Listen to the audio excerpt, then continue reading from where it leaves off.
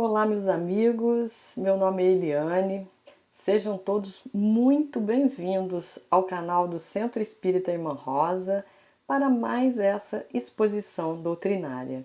O tema do mês é Esperanças e Consolações. A nossa palestra de hoje intitula-se Amor a Deus e ao Próximo. Quem vai falar para nós é a nossa grande amiga, companheira aqui do Centro Espírita Irmã Rosa, Graça Leite. Para que a gente possa harmonizar, para que a gente assista a palestra, a página de hoje foi extraída do livro Caminho, Verdade e Vida, Psicografia de Chico Xavier pelo Espírito Emmanuel. É o capítulo número 41, A Regra Áurea. Amarás o teu próximo como a ti mesmo. Jesus, no Evangelho de Mateus, capítulo 22, versículo 39. Incontestavelmente, muitos séculos antes da vinda do Cristo já era ensinada no mundo a regra áurea, trazida por embaixadores de sua sabedoria e misericórdia. Importa esclarecer, todavia, que semelhante princípio era transmitido com maior ou menor exemplificação dos seus expositores. Diziam os gregos: não façais ao próximo o que não desejais receber dele. Afirmavam os persas: fazeis como quereis que se vos faça. Declaravam os chineses: o que não desejais para vós, não façais a outrem. Recomendavam os egípcios: deixar passar aquele que fez aos outros o que desejava para si. Doutrinavam os hebreus: o que não quiserdes para vós, não desejeis para o próximo. Insistiam os romanos: a lei gravada nos corações humanos é amar os membros da sociedade como a si mesmo. Na antiguidade, todos os povos receberam a lei de ouro da magnanimidade do Cristo.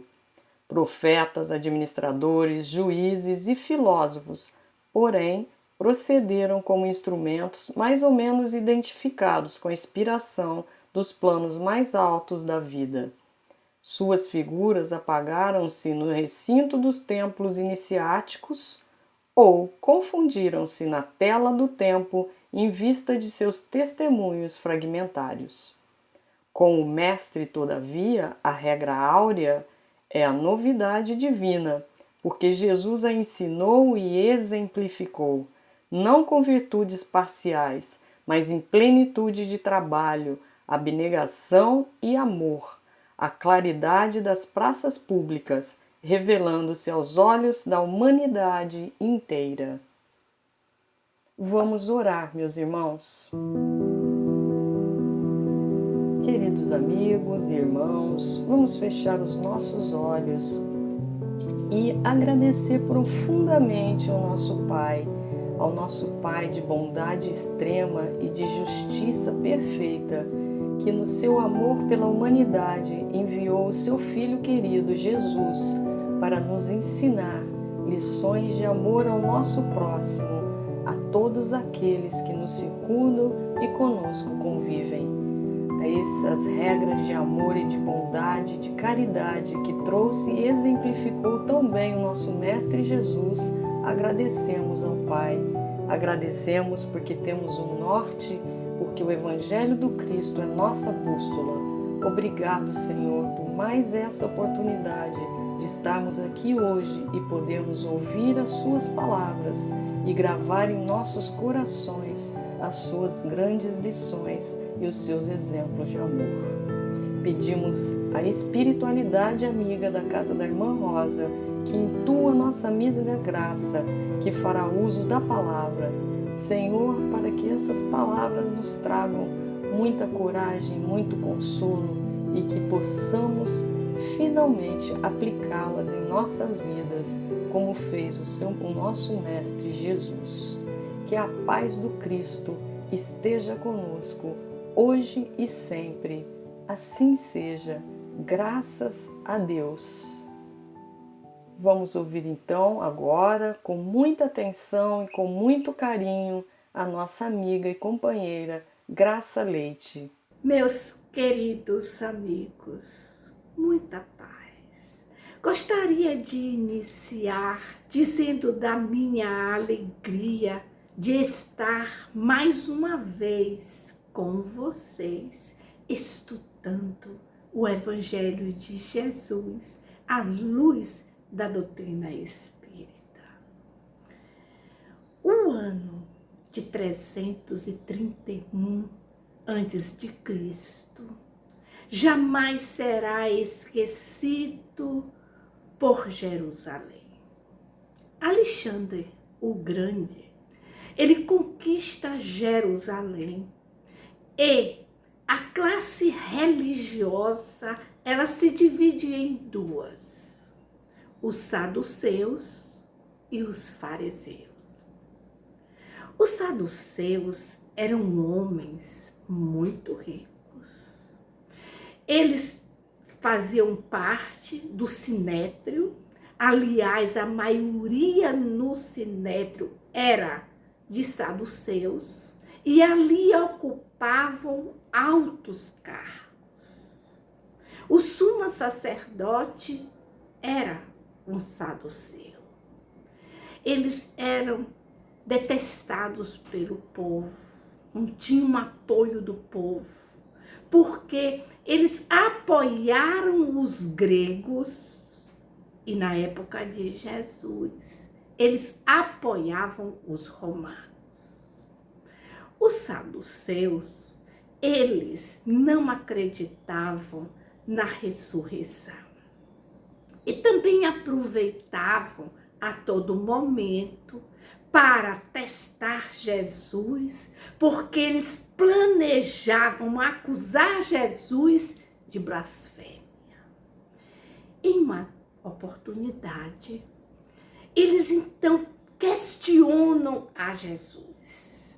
Na verdade, eles a princípio introduzem o questionamento, lembrando que Moisés orientava que quando um homem morria e não tinha filhos, a sua esposa, ela deveria ser encaminhada para casar-se com o seu irmão. Aí eles questionam: entre nós existem 7 irmãos. Um morreu, não tinha filho. A sua esposa casou-se com seu irmão, que também morreu. O terceiro também morreu. Por fim, todos os 7 morreram e a mulher também veio a morrer. Pergunto: finalmente, na ressurreição, esta mulher será esposa de qual dos irmãos, se ela casou com os 7?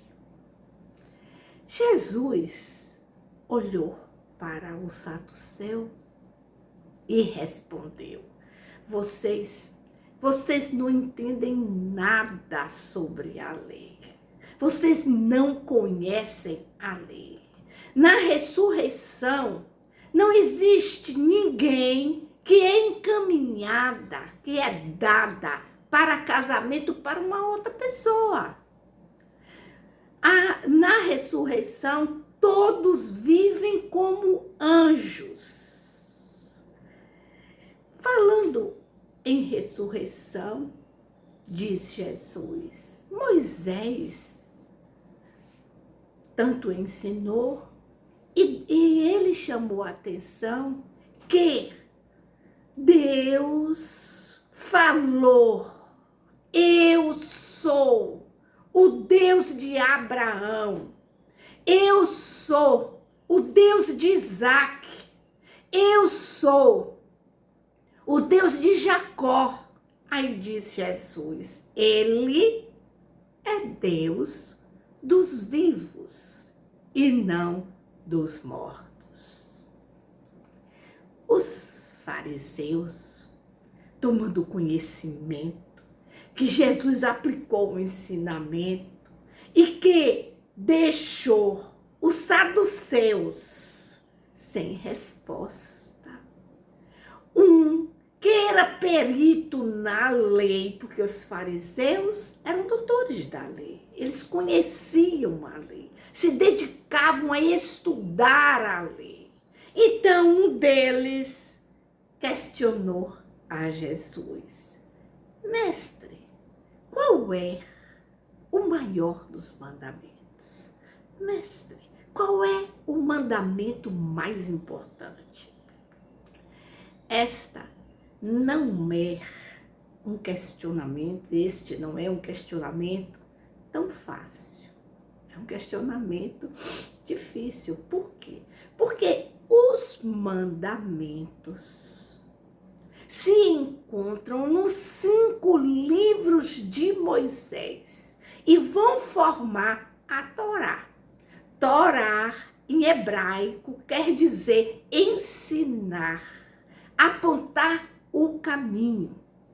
E percebam que são 613 mandamentos e que aquele doutor da lei estava perguntando qual era o mandamento mais importante entre os 613 mandamentos, qual seria aquele mais importante. E Jesus responde: ame o Senhor, seu Deus, de todo o seu coração, de toda a sua alma e de todo o seu entendimento. Este é o primeiro, é o maior dos mandamentos. Mas segue-se a este um segundo: ame o seu próximo como a ti mesmo. Realmente, essas palavras de Jesus, elas vão resumir todo o seu evangelho, todos os seus ensinamentos. Aí eu fiquei me perguntando, eu amo realmente a Deus? Eu me amo? Eu amo ao próximo?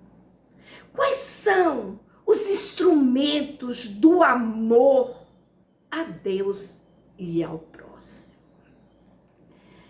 Eu aqui busquei esclarecimento no livro, a princípio, Pensamento e Vida, o capítulo 4. Talvez esta seja a mensagem mais conhecida do benfeitor Emmanuel, porque este, como sabemos, é um livro cujo autor espiritual é Emmanuel e o médium é o Chico Xavier, né? Então, esta é uma mensagem muito conhecida no meio espírita. Aqui, no capítulo 4, afirma o benfeitor: todos temos necessidade de instrução e de amor. A verdade vai nos libertar.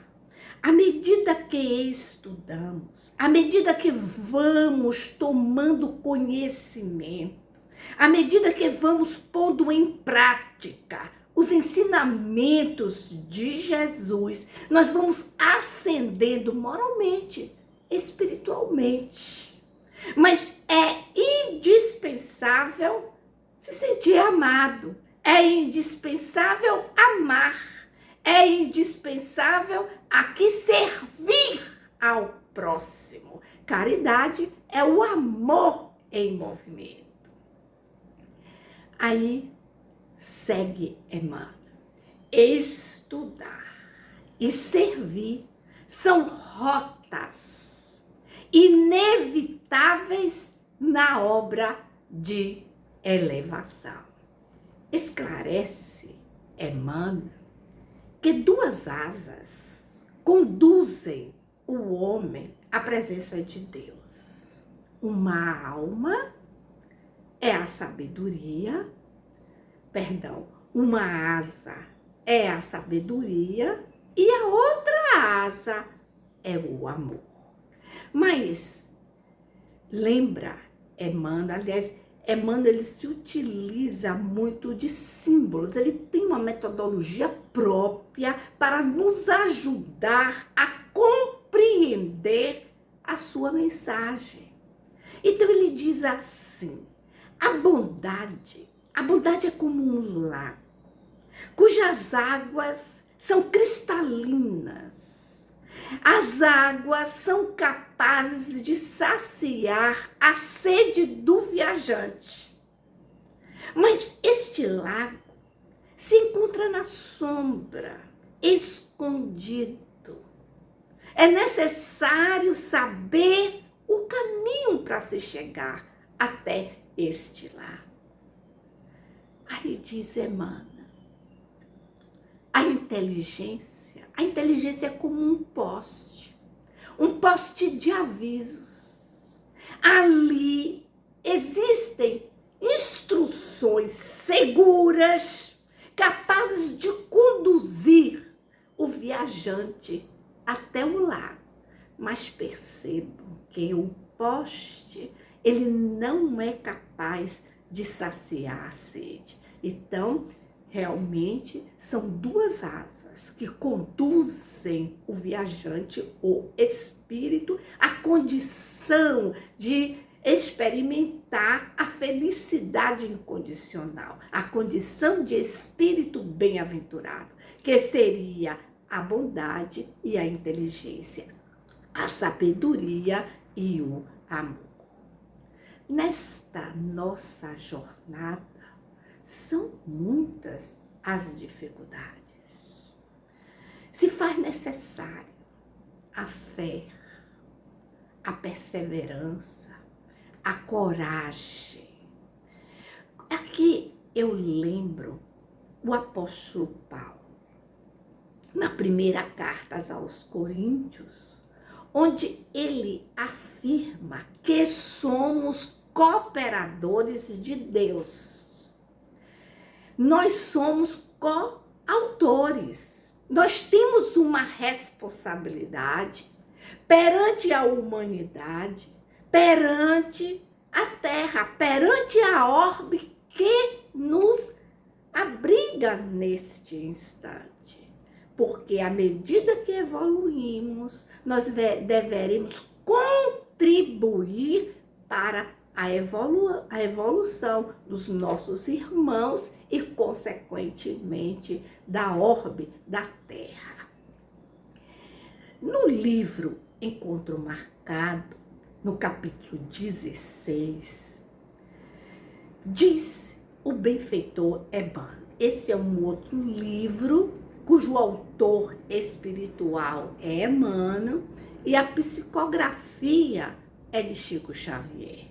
Né? Então diz Emmanuel, filhos de Deus, mas é preciso descobrir a parte do trabalho que nos compete, porque, incontestavelmente, Deus, o Criador, fará com que a Terra alcance a perfeição.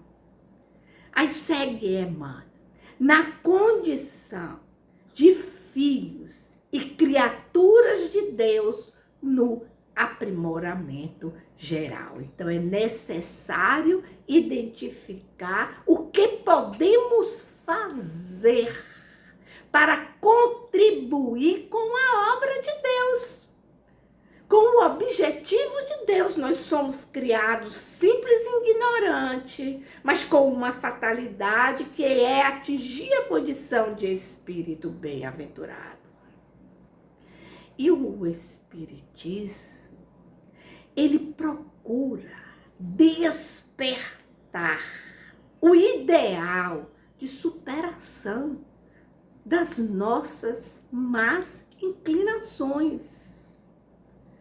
O espiritismo, ele nos estimula a ter uma vida honesta, a ser bom, a ser amigo, a ser companheiro, porque a meta é atingir a perfeição. Mas vamos voltar ao livro Encontro Marcado, no capítulo 16. Deus, Pai soberano. Em razão disso, terás concedido ao teu coração um ou alguns dos teus filhos, a fim de que o ajudes a moldar-lhes o caráter. Aqui eu não gostaria apenas de me referir aos filhos consanguíneos. Eu aqui me refiro a todo o espírito em que somos responsáveis pelo seu direcionamento, pela sua educação moral, porque cabe aqui aos responsáveis a educação moral. Nós não podemos terceirizar esta responsabilidade. Há outras pessoas, muitas vezes, que não conhecem os postulados da doutrina espírita, que muitas vezes não conhecem o Evangelho de Jesus. Por outro lado, também aproveito esta oportunidade para chamar a atenção que cabe à escola instruir, preparar o ser para a profissão. Observe que nos outdoors, as escolas, elas apresentam aqueles que passaram nos primeiros lugares no vestibular.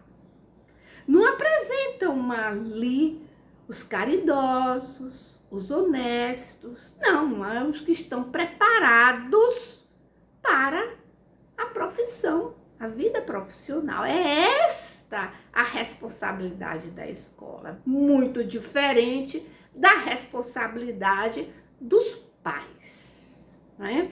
Aqui eu estendo àqueles que são adotados, aqueles que são fruto da reprodução assistida, né? Aqueles que estão dividindo o lar com os seus responsáveis, de uma maneira geral. E lembro-me aqui do livro Missionários da Luz. O autor espiritual é André Luiz, a psicografia também é de Chico, né? Este livro, ele foi publicado em 1945. São 20 capítulos.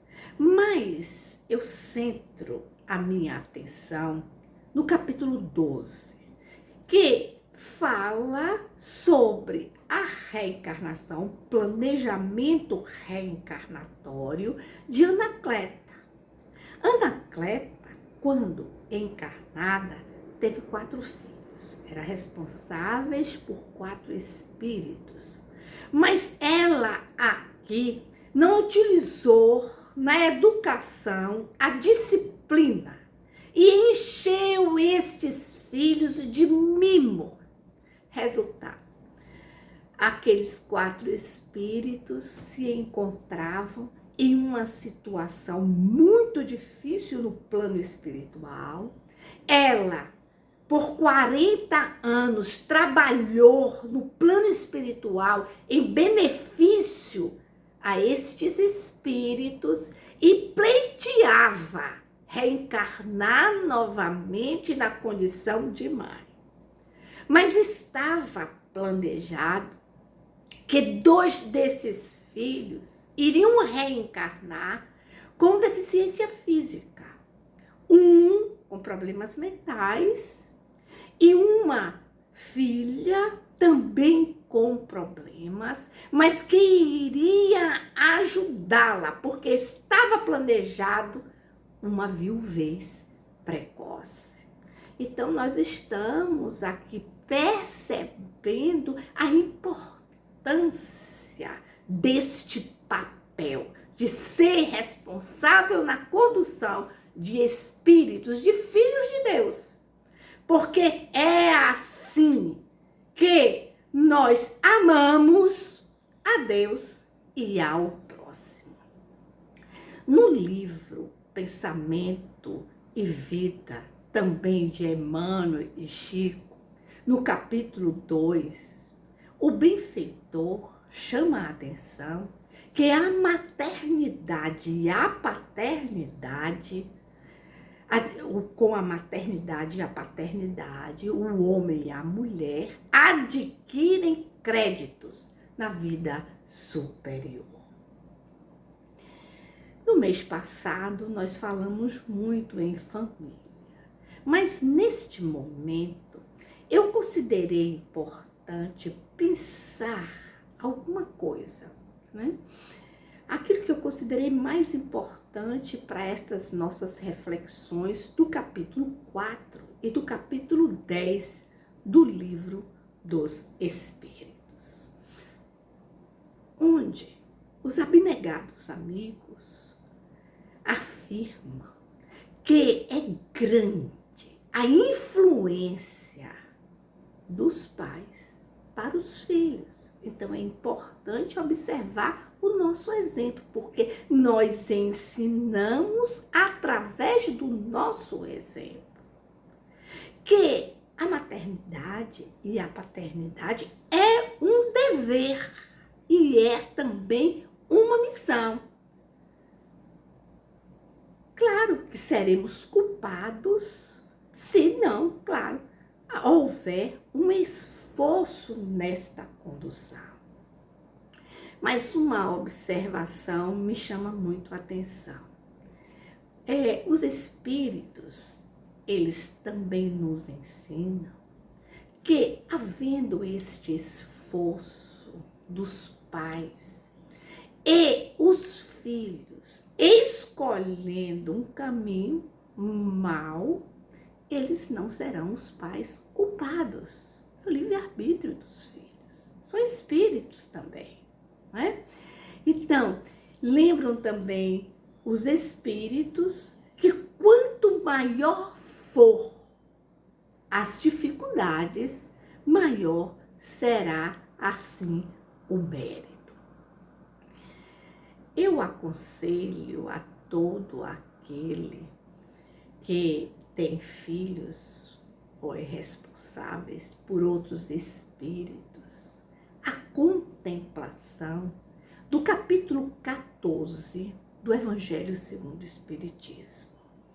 Ali, nas instruções dos Espíritos, há uma mensagem muito esclarecedora de Santo Agostinho. E nesta mensagem, eu aqui penso uma observação de Santo Agostinho. Ele afirma que os pais, eles devem estar atentos para os bons e os maus instintos dos filhos. Ou seja, os bons devem ser estimulados e as mazelas, os maus instintos devem ser educados. É assim que nós amamos a Deus e é assim que amamos ao próximo. Já que estamos falando em família, aqui eu lembro a família de Zebedeu. Ele era pai de João, o evangelista, e Tiago Maior. João, o evangelista, ele não só escreveu o seu evangelho, como escreveu 3 epístolas e o Apocalipse. Para muitos estudiosos, não há dúvida sobre a autoria das epístolas, por causa, claro, da linguagem, né? Por causa do estilo literário. Mas também chamam a atenção que Orígenes, Eusébio e Jerônimo fizeram algumas observações. Bom, nesta epístola, aqui, nas três, nós observamos o esforço do evangelista em proteger a mensagem original de Jesus. E aqui nós lembramos que nós, divulgadores da doutrina espírita, nos esforçamos para também proteger a pureza doutrinária. Afirma João na primeira carta, na primeira epístola: quem não ama não conhece a Deus, porque Deus é amor. E Emmanuel, no livro Encontro Marcado, afirma: em vista de semelhante verdade, ele pede que ames o próximo de tal maneira que te transfigures em mensagem viva de compreensão e socorro fraternal a cada irmão da humanidade que te partilhe a experiência. Aqui lembramos de muitos espíritos que tiveram entre nós. Lembramos aqui de São Francisco de Assis, de Santo Antônio, de Madre Teresa de Calcutá. Como eu vivi mais de 50 anos em Salvador, eu lembro-me aqui da figura, do exemplo de Irmã Dulce, a mãe dos pobres. São muitas as histórias contadas de Irmã Dulce, mas tem uma que eu acho que ela realmente representa a personalidade de Irmã Dulce. O presidente João Batista Figueiredo vai a Salvador e visita o Hospital Santo Antônio e fica emocionado com a obra de Irmã Dulce. E diz a Irmã Dulce que vai ajudá-la, e realmente ajuda. 30 meses depois, em 1982, ele volta a Salvador e novamente se encontra com a Irmã Dulce. E Irmã Dulce lhe diz o seguinte: olha, eu já conversei com Santo Antônio, ele está na porta do céu. Se o Senhor não me ajudar a construir um novo hospital, o Senhor não vai entrar no céu. Figueiredo olhou para a Irmã Dulce e disse: olha, irmã, eu vou lhe ajudar. Nem que eu tenha que assaltar um banco, eu vou lhe ajudar. Irmã Dulce olhou para ele e disse: me diga a data que eu também vou. E Figueiredo, então, deu uma gargalhada. Ela era muito espontânea, corajosa, ela lutava pelo seu ideal, ela protegia o povo. Era a pessoa mais conhecida em Salvador. Mas ela era reconhecida pela sua moral, pela sua dedicação. Conta que um jovem fugiu de um sanatório e começou a perambular pela rua. Não podia voltar para casa porque ele não tinha dinheiro para comprar a passagem. Então ele vai até o Hospital Santo Antônio e conta a sua história para a Irmã Dulce. Irmã Dulce, quando acabou de ouvir a história daquele rapaz, perguntou: o que é que você quer? O rapaz disse: eu quero uma passagem, um bilhete de ônibus para voltar para casa. Irmã Dulce pegou um papel, escreveu: vale uma passagem de ônibus, Irmã Dulce. não disse para onde nem para quem era. E o rapaz saiu dali, foi direto para a rodoviária.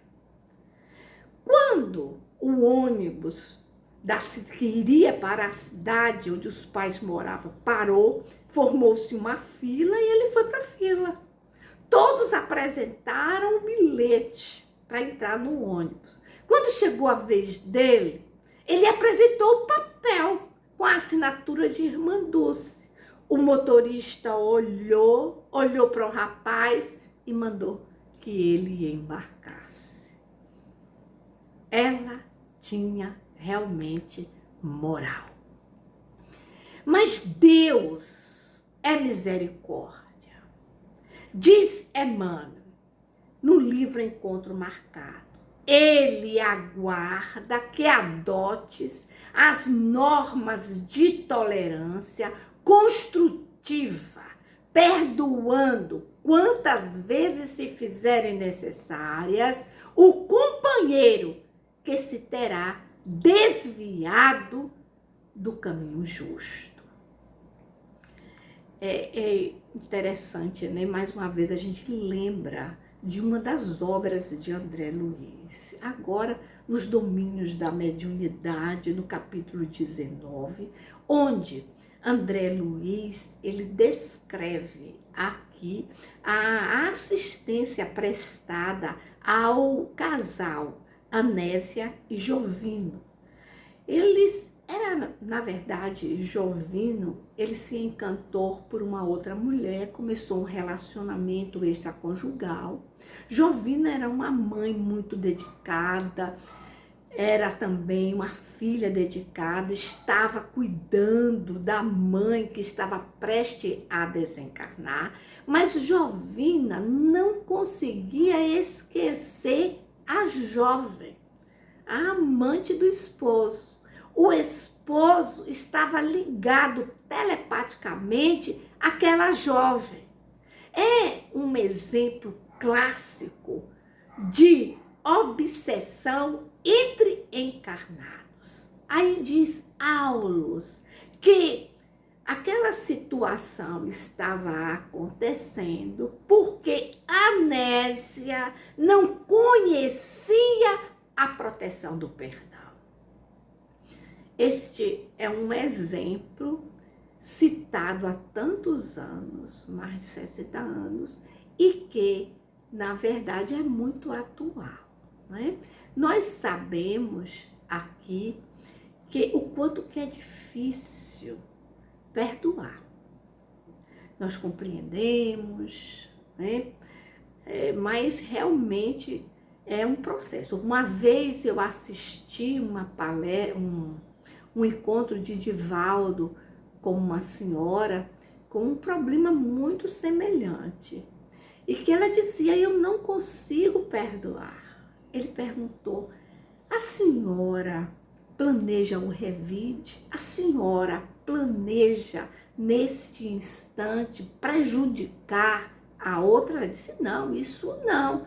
Aí Divaldo disse, então a senhora perdoou, porque, na verdade, o perdão é um processo. Em muitas situações, nós necessitamos de muitas encarnações para, de fato, perdoar o outro.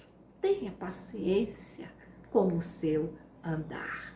O amor ao próximo, ele requer desta forma dedicação. É importante, sim, cultivar o hábito de fazer o bem.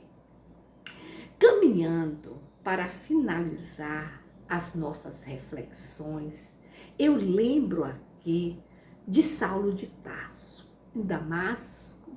Ele é curado por Ananias da cegueira e quando recobra a visão, ele logo pergunta, onde está esse evangelho sagrado?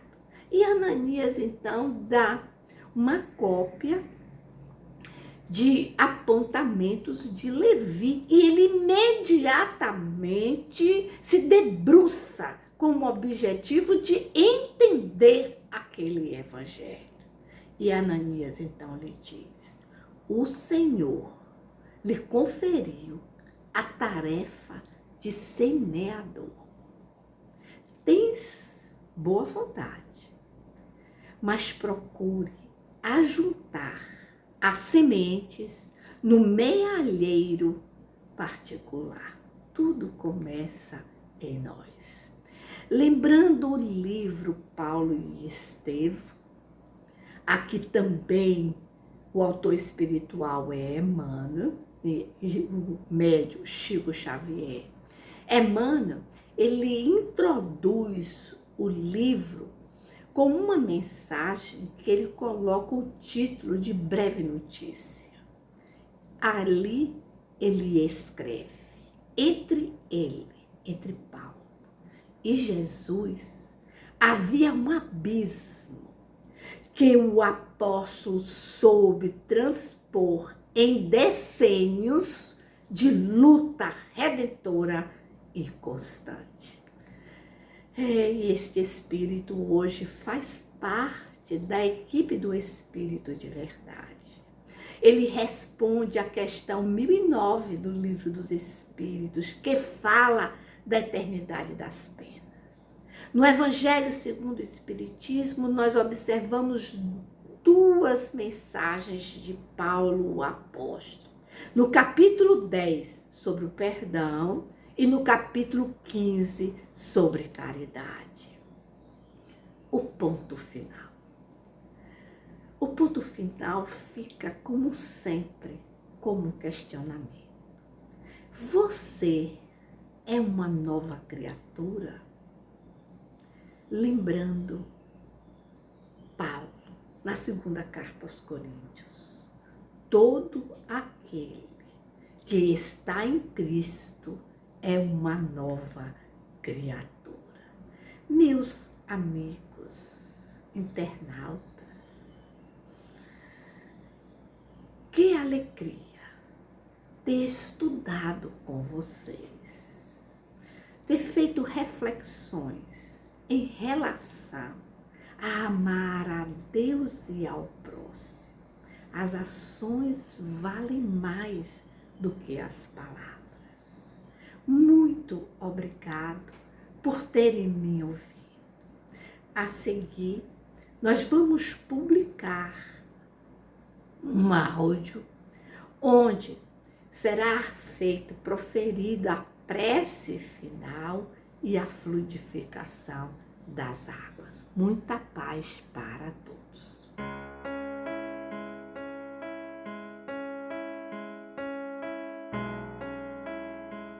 Agradecemos a Jesus e aos bons espíritos pelas lições que mais uma vez nos foram apresentadas nesta reunião. Rogamos que nos auxilie a pô-las em prática na nossa vida, de maneira a renovar as nossas forças para enfrentarmos os momentos difíceis que se apresentam, de maneira a encontrarmos o consolo e a esperança por dias melhores. Abençoa a todos nós, Senhor Jesus.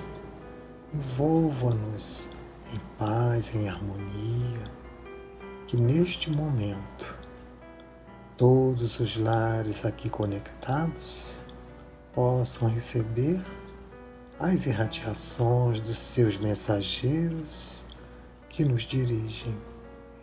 E da mesma forma, Senhor, possam esses mensageiros depositar em nossas águas as energias de que estamos necessitados. Muito obrigado, Senhor, por mais este dia nas nossas existências. Abençoa-nos, protege-nos, Senhor, e mais esta vez. Que assim possa ser, com a graça do bom Deus. Graças a Deus.